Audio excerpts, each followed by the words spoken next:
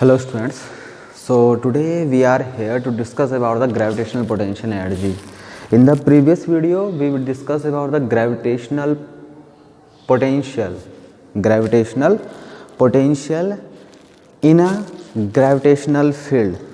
मतलब क्या पढ़ा था हमने? ग्रेविटेशनल पोटेंशियल के बारे में पढ़ा था किसी भी ग्रेविटेशनल फील्ड में। अब ग्रेविटेशनल फील्ड मैंने आपको पहले समझाया था कि सपोज करो ये कोई m मास रखा हुआ है और इसके चारों तरफ एक स्पेस है जहाँ तक इसका फोर्स, इसके द्वारा जो फोर्स लगाया जाता है, ग्रेविटेशनल फोर्स जो इसके द्वारा लगाया जाता है वो किसी भी मास के द्वारा एक्सपीरियंस किया जा सकता है। उतनी रेंज इसके चारों तरफ, इधर भी अप डाउन, यानी it is like a sphere around it.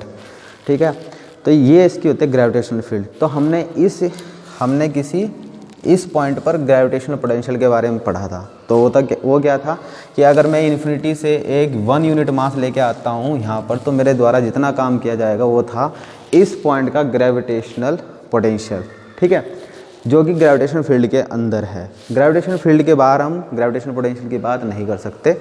ठीक है, नाउ अब ग्रेविटेशनल पोटेंशियल एनर्जी क्या होती है? तो gravitational potential energy as it written here, the force obtained in bringing a body from infinity to a point in a gravitational field is called the gravitational potential energy of the body at that point। मतलब देखो, gravitational potential energy सब पहले तो ये समझ लेते हैं कि किस चीज़ क्या चीज़। ग्रेविटेशनल पोटेंशियल एनर्जी किसी बॉडी के पास होती है, कोई एनर्जी किसी बॉडी के पास। जैसे कि सपोज मेरे पास अभी है, अगर ये मार्कर यहाँ पर है तो इसके पास कुछ ग्रेविटेशनल पोटेंशियल एनर्जी जिनको हम नॉर्मली बोल देते हैं, तो वो इसकी पोटेंशियल एनर्जी है। ठीक है,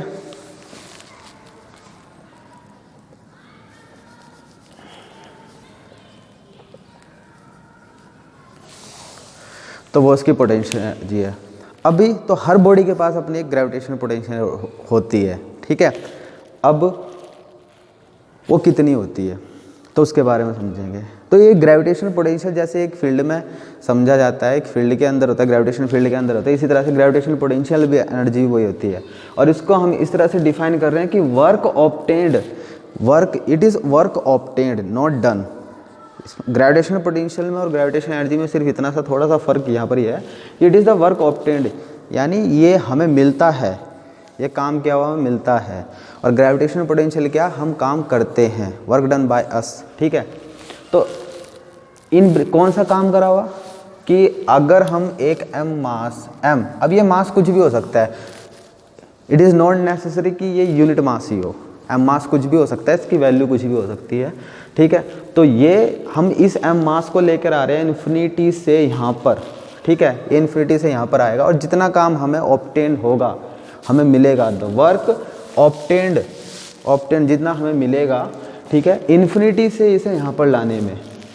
ठीक है, इन्फिनिटी से इसे इस पॉइंट से इस मास को इन्फिनिटी से मैं यहाँ पर लेकर आया। ठीक है, तो जितना काम ऑब्टेन हुआ मेरे पास, ठीक है, तो इस मास की यहाँ पर जब ये यहाँ पर आ जाएगा, इसकी कोई ग्रेविटेशनल पोटेंशियल एनर्जी बन जाएगी। जितना काम ऑब्टेन होगा, the work obtained, the amount of work obtained जो हमें मिलेगा, ठीक है, तो वो इसमें इसकी पोटेंशियल एनर्जी के तौर पर स्टोर हो जाएगा। ठीक है, तो वो बोलेंगे हम, वो एनर्जी जो इसमें जो काम ऑब्टेन हो जाएगा इस मास को यहाँ तक लाने में, वो इसमें एक एनर्जी पोटेंशियल एनर्जी के तौर पर स्टोर हो जाएगा। और उस एनर्जी को बोलेंगे इस मास की, ध्यान से सुनना ये जो मैं बोल रहा हूँ, इस मास की पोटेंशियल एनर्जी इस पॉइंट पर, इस मास की पोटेंशियल एनर्जी इस पॉइंट पर। अगर मैं इसको यहाँ से कहीं और लेके जाता हूँ तो वो उस पॉइंट की अलग एनर्जी होगी, उस पॉइंट पर इसकी एनर्जी अलग होगी, अलग दूसरे पॉइंट पर अलग होगी, दूसरे पॉइंट पर अलग होगी। और दूसरे मास को लेके आऊँगा, चलो इस मास को छोड़ दो, अगर मैं किसी दूसरे मास को लेके आ रहा हूँ, एम डैश को लेके आ रहा हूँ इसी पॉइंट पर, तो इस पॉइंट पर इस एम डैश की इसी पॉइंट पर सेम पॉइंट है बट मासेस अलग अलग है, तो इसकी एनर्जी अलग होगी, इसकी एनर्जी अलग होगी। ठीक है, तो वो एनर्जी, वो जो हमें काम मिलेगा वो उसमें एनर्जी के तौर पर स्टोर हो जाएगा, क्योंकि काम उसी को बोलेंगे हम इसकी gravitational potential energy. The gravitational potential energy is always negative, ये हमेशा नेगेटिव होती है, नेगेटिव होती है ये हमेशा नेगेटिव, इसकी वैल्यू हमेशा आपको नेगेटिव मिलेगी। क्यों? क्योंकि ये बाउंडेड, इसका मतलब ये है कि ये इससे बाउंडेड है। When the two masses or two objects are bounded to each other, then the energy between them is always negative। ये मतलब कंसेप्ट आप याद कर सकते हैं। अगर कोई भी चीज़ बाउंडेड है, जितना वो फ्री होगी उसके पास उतनी एनर्जी पॉजिटिव होगी। किसी के पास एनर्जी, ग्रेविटेशनल पोटेंशियल एनर्जी मान लो किसी की 0 है, तो इसका मतलब है वो किसी से बाउंडेड नहीं है, वो पार्टिकल किसी से बाउंडेड नहीं है, ठीक है, और वो बिल्कुल फ्री है, और दुनिया में ऐसा कोई ऑब्जेक्ट है नहीं जो कि, तो ये एक हाइपोथेटिकल कंसेप्ट है कि किसी की ग्रेविटेशनल पोटेंशियल एनर्जी 0 है। नाउ हम किसी भी ऑब्जेक्ट की ग्रेविटेशनल पोटेंशियल एनर्जी 0 मानते हैं, कहाँ पर? इन्फिनिटी पर। हम ये मानते हैं कि इन्फिनिटी पर उसकी ग्रेविटेशनल पोटेंशियल एनर्जी 0 है, और वहाँ से हम यहाँ पर जब लेके आ रहे हैं तो उसकी एनर्जी कम हो रही है, ठीक है। नाउ तो अब ये होती कितनी है, इसका अमाउंट कितना होगा? सिंपल है, कंसिडर, मान लो एक पार्टिकल, जैसे कि आप लोगों ने ग्रेविटेशनल पोटेंशियल में समझाया था मैंने, कि मान लो एक पार्टिकल है, m मास का पार्टिकल है, वो यहाँ पर रखा हुआ है इतने डिस्टेंस पर इससे, ठीक है। इसको रब कर देता हूँ, ठीक है, ये यहाँ पर रखा हुआ है, इससे इसका डिस्टेंस है r। कितना डिस्टेंस है? r। तो place at a distance r from a gravitational mass, ये कोई ग्रेविटेशनल मास m है, देन इट्स पोटेंशियल एनर्जी, जो इसकी पोटेंशियल एनर्जी होगी वो कितनी होगी? कैसे देंगे हम उसे? u is equals to work obtained in moving, in bringing the mass from infinity to r। इसका मीनिंग है इन्फिनिटी से r तक जा रहे हैं हम, ठीक है। तो यहाँ पर लिखा, मैंने इसका मीनिंग लिखा हो, work is the work done by the gravitational force, work done by the gravitational force and work obtained by us, ठीक है। ग्रेविटेशनल फोर्स आपका वर्क डन करेगा, and it moves from infinity to आ, कहाँ से लेके आ रहे हैं हम? इन्फिनिटी से यहाँ पर लेके आ रहे हैं। अब अगर आप लोगों को ये ऑब्टेन्ड नहीं समझ में आ रहा है, ये वर्क डन नहीं समझ में आ रहा है, तो आप इसे फिलहाल के लिए इग्नोर कर सकते हैं, ठीक है। इसमें ज़्यादा हौच पौच करने की ज़रूरत नहीं है अपने आप को, ठीक है। नाउ यू क्या हो जाएगा? ये work done infinity to r। तो वर्क डन का फॉर्मूला क्या होता है? Force into displacement, always remember it, ठीक है। तो हम लिखेंगे एफ डी आर, मान लो जैसे कि मैंने आपको ग्रेविटेशनल पोटेंशियल एनर्जी में समझाया था, I am not explaining it again here, ठीक है। तो ये हो जाएगा आपको इन्फिनिटी से r तक लेके जा रहे हैं हम। मैंने फोर्स की वैल्यू डाली Gm। अब मान लो ये दो ऑब्जेक्ट रखे हुए हैं ना, इनके बीच में फोर्स कितना लग जाएगा? Gm capital M small m upon r square, ठीक है। हमें पता है ग्रेविटेशनल फोर्स का फॉर्मूला इंटू dr, ठीक है। अब मैं इसका Gm आपको लोअर कांस्टेंट है, अब ये 1 dr अपॉन, ये इंटीग्रेशन ऐसे हो गया, कैसा हो गया इंटीग्रेशन? कि dr अपॉन r स्क्वायर, इसका इंटीग्रेशन इन्फिनिटी से लेकर r तक, ये आप लोगों का ऐसा इंटीग्रेशन है। तो जब मैं इसका इंटीग्रेट करूँगा तो मेरे पास माइनस का 1 अपॉन r आएगा, ठीक है।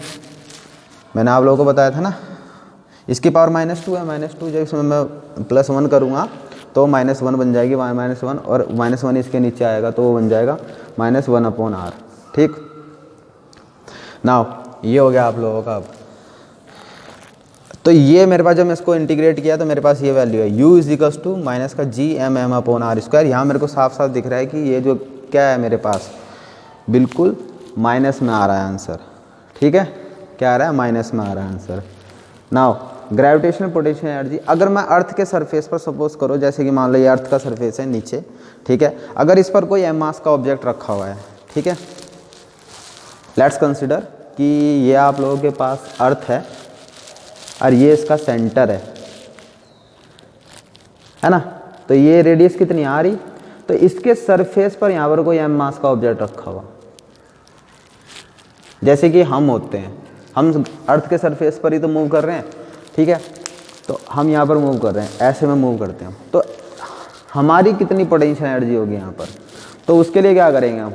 अब इसके सेंटर से हम ये डिस्टेंस लेंगे तो ये r की वैल्यू सिंपल r ही हो जाएगी। मैंने आप लोगों को जब ग्रेविटेशनल फोर्स बताया था तो मैंने आप लोगों को समझाया था, जब ये जो ग्रेविटेशनल फोर्स है, मान लो 2 मासेज हैं, हम इनके सेंटर से सेंटर पर वो लेते हैं डिस्टेंस, सेंटर टू सेंटर, ठीक है। एक हम मास का ऑब्जेक्ट है, इसका सेंटर से इसके दूसरे सेंटर तक, ठीक है। तो ये हम लेते हैं, तो इसके सेंटर से यहाँ तक कितना हुआ, आर ई डिस्टेंस। तो मैं सिंपल इसके पास इसकी जगह क्या लिख दूंगा, आर ई, इट इज सब इन सबस्क्रिप्ट। तो ये हो गया आपका gravitational potential energy of an object of mass m placed on the surface of the earth. तो ये इसकी ग्रेविटेशनल पोटेंशियल एनर्जी होती है। कोई ऑब्जेक्ट जो अर्थ के सरफेस पे रखा हुआ है उसकी ग्रेविटेशनल पोटेंशियल एनर्जी इतने के बराबर होती है। और जब हमने ग्रेविटेशनल पोटेंशियल पढ़ा था तो हमने ये वहाँ पर ये पढ़ा था कि अर्थ के सरफेस पर जो ग्रेविटेशनल पोटेंशियल होता है वो होता है Gm अपॉन आर ई।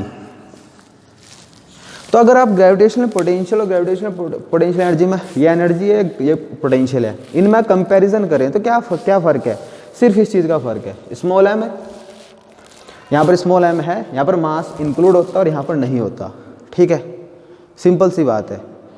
तो क्यों नहीं होता, वो भी वही चीज़ है, लेकिन उसमें क्या है, यूनिट मास आ जाता है।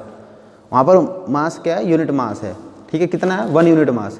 तो जब हम वैल्यू 1 पुट करते हैं तो वो क्या हो जाता है, वहाँ से हमें दिखता नहीं है, ओमिट हो जाता है वो, ठीक है। तो it is your gravitational potential energy, ठीक है। Now in the next video we will learn about the orbital energy. What is orbital energy, orbital velocity of the satellite which is orbiting in a orbit around the earth. यानी कोई एक satellite है, ये मान लो अर्थ है, मान लेते हैं ये अर्थ है, हमारी अर्थ है, ये प्यारी धरती, ठीक है, अपनी माता है ये। तो ये जो है इसके चारों तरफ जो और अपने सैटेलाइट्स घूम रहे हैं, रिवॉल्व कर रहे हैं, है ना, हमारे कम्युनिकेटिंग सैटेलाइट हैं, ठीक है, हमारे टीवी के सैटेलाइट हो जाते हैं, हमारे मोबाइल टावर के सैटेलाइट हैं, ठीक है, ये जो इतने सारे सैटेलाइट्स हैं, और अपना जो सबसे प्यारा चंदा मामा है, ठीक है, वो भी घूम रहा है धरती के चारों तरफ। तो उनकी स्पीड कितनी होती है, वेलोसिटी कितनी होती है, और कितनी स्पीड से घूम रहे हैं, कितने डिस्टेंस पर कोई भी सैटेलाइट कितनी स्पीड से घूमेगा, हम उसके बारे में जानेंगे, ठीक है। That is very simple concept, so we will learn it in the next video. Thank you so much and see you in the next video.